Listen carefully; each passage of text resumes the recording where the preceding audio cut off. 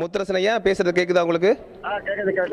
ஐயா ஐயா இந்த ஆணை ஐயா நீங்கள் தொடர்பில் தான் காத்திருக்கிறீங்க. இப்போ நாங்கள் லைவ்ல இருக்கீங்க. நீங்கள் தற்போதைய கேள்வி என்னன்னா, இந்த அறிக்கையிலுடைய சாராம்சங்களை பொறுத்தவரையில் அங்கு நடைபெற்ற இறுதிப் போரின் போது நடைபெற்ற ஒவ்வொரு குற்றங்களுமே போர்க்குற்றம் நிகழ்வதற்கான ஆதாரங்கள் கொண்டது என்றும் முறையான விசாரணை மேற்கொள்ளப்பட்டால் போர்க்குற்றமும் மனித குலத்திற்கு எதிரான ஒரு குற்றங்களும் நிரூபிக்கப்படும் என்று ஒவ்வொரு குற்றங்களுமே பட்டியலிடப்பட்டிருக்கிறது. கிட்டத்தட்ட போர்க்குற்றம் என்பது அங்கு நடைபெற்றது என்பதை ஐநா முழுமையாக ஏற்றுக்கொண்டிருக்கிறது. இதை நீங்கள் எப்படி பார்க்கிறீர்கள்? நம்முடைய அனைவருடைய விருப்பமே அது ஒரு சர்வதேச விசாரணை மேற்கொள்ளப்பட வேண்டும் என்பதுதான்.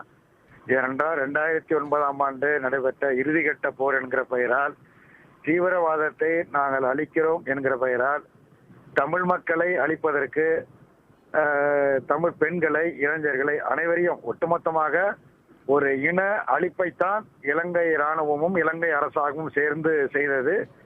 அது இப்பொழுது இந்த அறிக்கையின் மூலமாக அது உறுதிப்படுத்தப்படுகிறது.